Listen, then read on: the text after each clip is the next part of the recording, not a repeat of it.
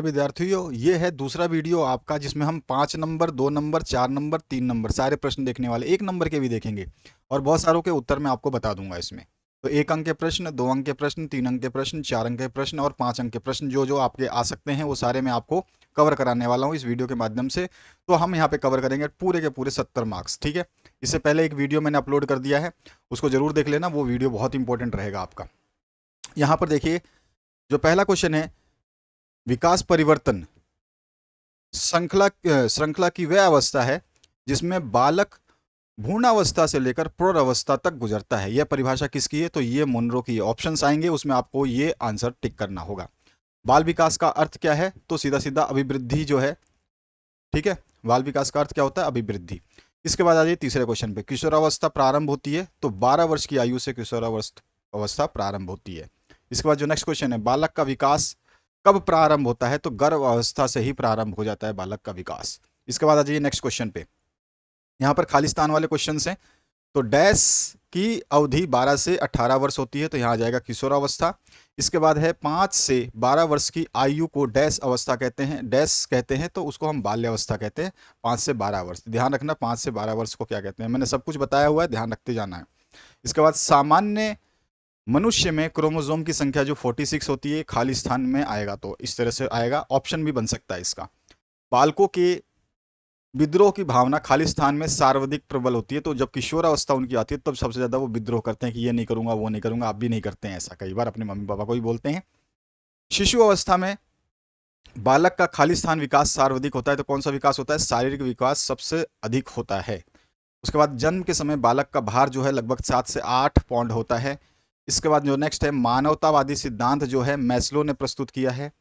ये खालिस्तान भी बन सकता है, एमसीक्यू बन सकता है। ध्यान रखना कि जो खालिस्तान है वो एमसीक्यू भी बन सकते हैं और जो एमसीक्यू है वो खालिस्तान भी बन सकते हैं, आपको पता होना चाहिए ध्यान से। 11 क्वेश्चन है, बालक के विकास की कौन सी अवस्थाएं हैं? तो बालक के विकास की अवस्थाएं देखिए, इसमें आपका जो है शैशवावस्था होता है, ये होता है आपका 3 वर्ष तक, ठीक है, पहला। उसके बाद में आपका बाल्य अवस्था होता है 3 से 12 वर्ष तक, और किशोर अवस्था हो जाता है 12 से 18 वर्ष तक। ये ध्यान रखना है आपको। तो 3 अवस्थाएं जो बालक के विकास की हमने बता दी। इसके बाद में समावेशी शिक्षा के 2 महत्व कौन कौन से हैं? तो राष्ट्र का विकास करता है, शिक्षा का स्तर जो है बढ़ाता है, और सामाजिक समानता को वृद्धि करता है, ठीक है, ये भी हो जाएगा। इसके बाद जो है, एरिक्सन के मनोसामाजिक विकास के सिद्धांत को स्पष्ट कीजिए, तो इसमें बहुत सारे पॉइंट्स आएंगे। अब ये कितने नंबर का क्वेश्चन है? 3 में आएगा, तो केवल आपको एक एक दो दो लाइनें, ये जो मैंने आंसर्स लिखे हैं इसके सामने आपको एक एक लाइन, दो दो लाइन लिख देनी है। और 5 नंबर का आएगा तो थोड़ा सा ज़्यादा डिस्क्राइब करना है। तो यहाँ पे विश्वास बनाम अविश्वास आता है, पहला पॉइंट वह इरेक्शन का। और दूसरे पॉइंट में आपका आता है स्वायत्ता बनाम लज्जा एवं शंका। तीसरा जो पॉइंट है वो आता है आपका पहल बनाम दोष। और चौथा पॉइंट जो हम डिस्क्राइब करेंगे वो होता है परिश्रम बनाम हीनता, ठीक है। तो ये 4 पॉइंट जो है आपको एरिक्सन के सामाजिक विकास में सिद्धांत के अंदर आते हैं। इसके बाद जो 14वां पॉइंट है, यानी 14 क्वेश्चन जो है, इसमें पूछा गया किशोरावस्था की विशेषताएं लिखिए। तो किशोरावस्था की विशेषताएं कौन कौन सी हो सकती हैं? इसमें होती है एक मानसिक विकास होता है इसमें, ठीक है, ये विशेषता होती है। शारीरिक विकास होता है। इसके बाद तीसरा जो है व्यवहारिक भिन्नता आती है, व्यवहार में भिन्नता आती है। रुचियों में जो उसके रुचि थी वो परिवर्तित हो जाती है, परिवर्तन होती है। और उसमें स्थिरता भी आती है। और उसके बाद में घनिष्ठ और व्यक्तिगत मित्र जो है बनते हैं। तो ये सारी सारी विशेषताएं इसके अंदर आती है। 5 विशेषताएं आप लिख सकते हैं, इनको आप डिस्क्राइब कर देना 1 1 2 2 वर्ड्स में, लाइन में, पैराग्राफ में, अपने हिसाब से, जो भी आपको मार्क्स के हिसाब से लगता है उस हिसाब से। 15 क्वेश्चन है, शेष अवस्था की विशेषताएं बताइए। किशोरावस्था की विशेषता थी, अब शेष अवस्था में क्या होता है? तीव्र शारीरिक विकास होता है, पहला। इसके बाद दूसरा जो है, इसमें तीव्र मानसिक क्रियाएं होती हैं। तीसरा जो है, यहाँ इसमें तीव्र सीखने की प्रक्रिया होती है, बहुत तगड़ी सीखने की जो जागरूकता होती है। और चौथा जो है, कल्पना की सजीवता होती है इसमें। और इसमें 5वां जो पॉइंट लिखेंगे, दूसरों पर निर्भरता जो है बढ़ जाती है शैशवावस्था में। इसके बाद जो है आपका नेक्स्ट क्वेश्चन, पियाजे का संज्ञात्मक विकास का सिद्धांत बतलाइए। तो इसमें संज्ञात्मक विकास की विभिन्न अवस्थाएं होती हैं, और इसमें कौन कौन सी हैं? पहला जो है संवेदी पेशीय अवस्था होती है, जो 0 से 2 वर्ष के बीच में चलती है। इसके बीच में हम इसके बारे में डिस्क्राइब करके पूरा लिख देंगे।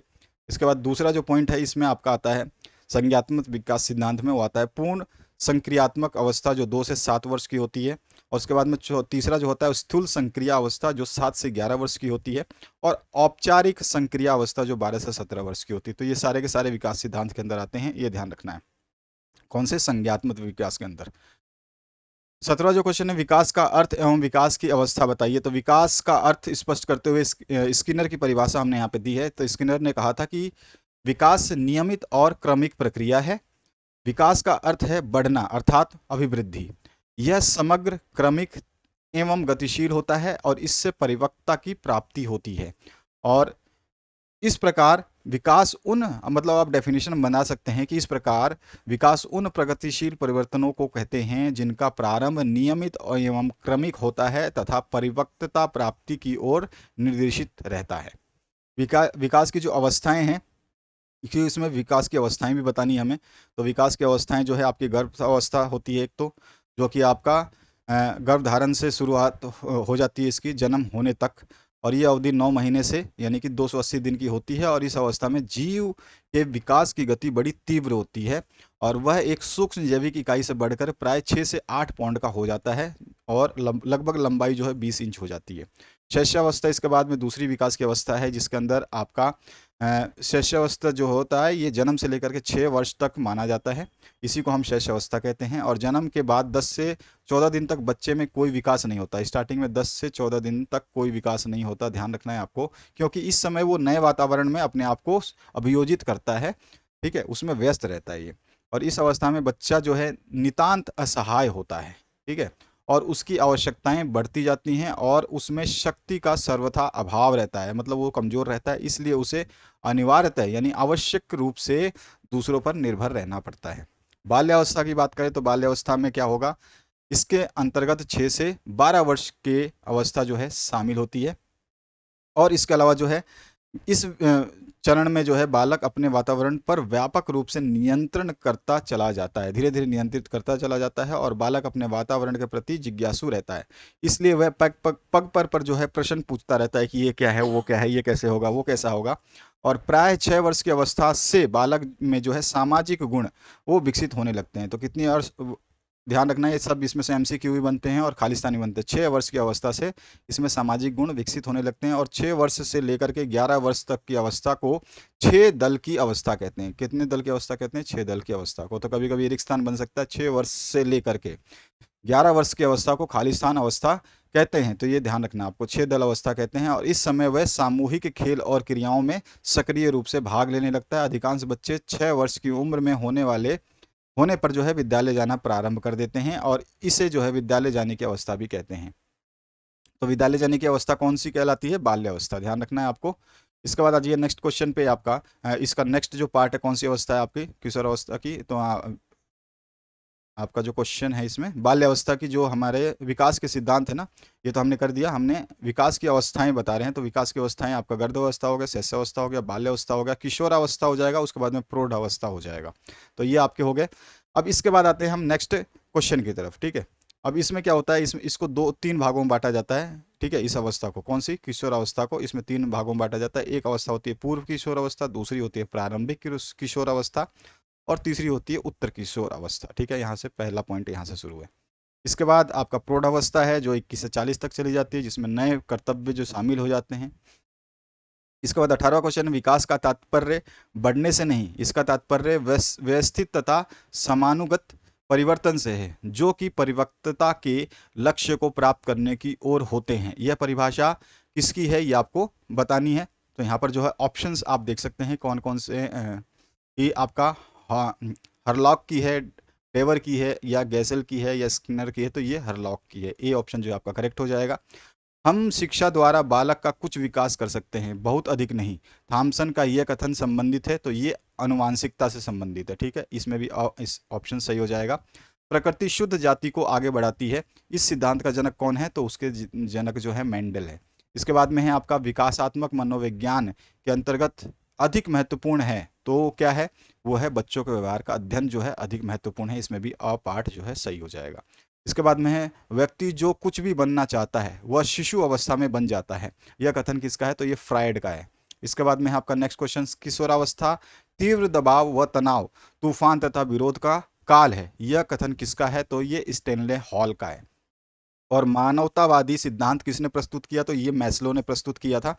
बालक के जन्म के कुछ माह बाद ही यह निश्चित किया जाता है कि जीवन में उसका स्थान है, यह कथन किसका है? तो एडलर का यह कथन है। इसके बाद है बालक परिवार के सदस्यों को कितने माह की आयु में पहचानने लगता है? तो 4 माह की आयु में परिवार के जितने भी सदस्य हैं उनको पहचानने लगता है, 4 महीने का होते ही। पियाजे के अनुसार औपचारिक क्रियात्मक अवस्था जो है 11 से 15 वर्ष मानी गई है।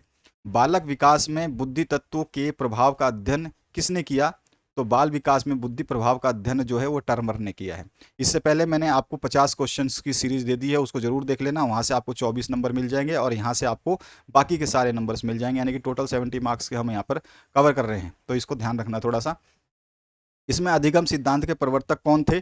आप अपने जो क्वेश्चन पेपर है सॉल्यूशन के लिए, अगर आप सॉल्यूशन चाहते हैं तो जैसे ही आपका एग्जाम हो जाएगा तो एग्जाम देने के बाद में आप उसका पीडीएफ बना करके हमारे व्हाट्सएप नंबर, जो हमारा व्हाट्सएप नंबर गिवन है, उस पर आप सेंड कर सकते हैं। ठीक है, पीडीएफ फॉर्म भरना है आपको, पीडीएफ बना के ही भेजना है और पीडीएफ आपकी साफ होनी चाहिए। ध्यान रखना है कि साफ होनी चाहिए पीडीएफ आपकी। जैसे आप देख रहे हैं ये पीडीएफ, तो पीडीएफ साफ है, तो इसी तरह से आराम से अच्छे मोबाइल से अपने फोटो खींचिए अपने, और फिर उसको देखने के बाद फिर भेजिए हमें।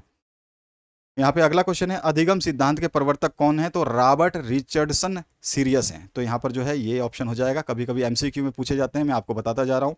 शिशु मना करने पर भी अग्नि को स्पर्श कर लेता है क्योंकि वह जिज्ञासु होता है। ठीक है, तो ये इसका आंसर हो जाएगा, क्योंकि वो जिज्ञासु होता है। बाल्य अवस्था में कौन से संवेग सर्वाधिक प्रभावशाली होते हैं? तो वो दुख सुख के जो है ये संवेग प्रभावशाली होते हैं सबसे ज्यादा बाल्य अवस्था में। इसके बाद में कोहल वर्ग का सिद्धांत, विकास सिद्धांत खालिस्तान से संबंधित है, तो नैतिक नैतिक विकास से संबंधित है। ठीक है, यहाँ पर आपका कोहलवर्ग का किस सिद्धांत किससे संबंधित है? नैतिक विकास से संबंधित है। और जन्म के समय बच्चों में हड्डियों की संख्या जो है 270 होती है खालिस्तान में, या फिर आपका एमसीक्यू में बन सकता है। शारीरिक विकास का क्षेत्र जो है स्नायु मंडल है। ठीक है, तो ये भी आपको ध्यान रखना है, ये भी कभी कभी एमसीक्यू या खालिस्तान में पूछा जाता है। बच्चों में अस्थायी दांतों की संख्या जो 20 होती है। इसके बाद आ जाइए नेक्स्ट क्वेश्चन पे।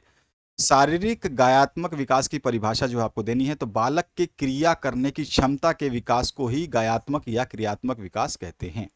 परिपक्वता का अर्थ आपको बताना है, तो परिपक्वता का अर्थ मानसिक एवं शारीरिक विकास की प्रक्रिया से होता है। इसके बाद में बुद्धि परिपक्वता एवं शारीरिक परिपक्वता में आपको अंतर बता देना है, ये आपका अलग क्वेश्चन है।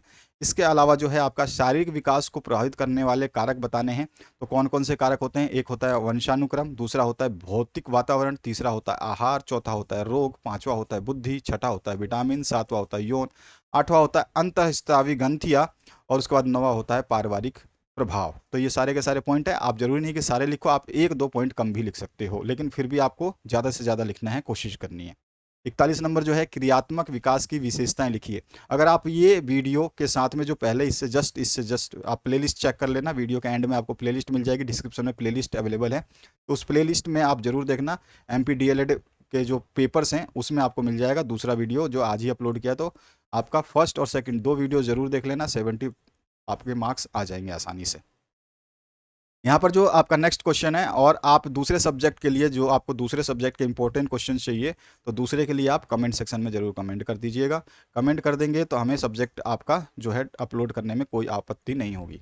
तो यहाँ पर जो है आपको नेक्स्ट क्वेश्चन पूछा गया है, इसमें क्रियात्मक विकास की विशेषताएं लिखिए। तो क्रियात्मक विकास की विशेषताएं जो होती है, इसमें पहला आता है निश्चित क्रम, दूसरा आता है बड़ी से छोटी मांसपेशियों को और विकास होता है, उसके बाद में क्रियात्मक विकास परिपक्वता का फल होता है, इसके बाद में व्यक्तिक भिन्नता होती है, और उसके बाद में पांचवा यौन अंतर होता है।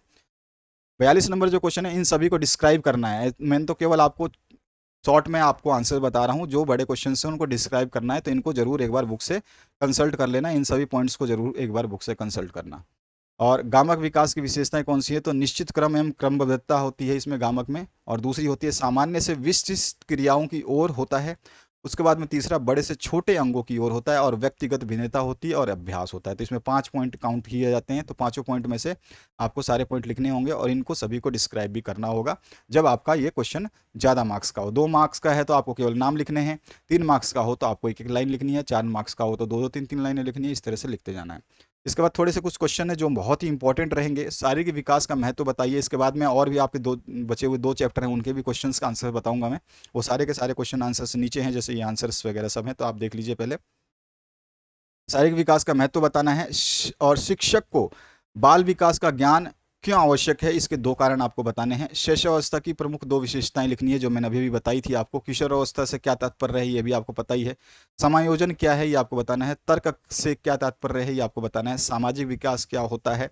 व्यक्तित्व की कोई एक परिभाषा, जो भी आपको किसी की डेफिनेशन याद है किसी भी वैज्ञानिक की, उसकी लिख देंगे।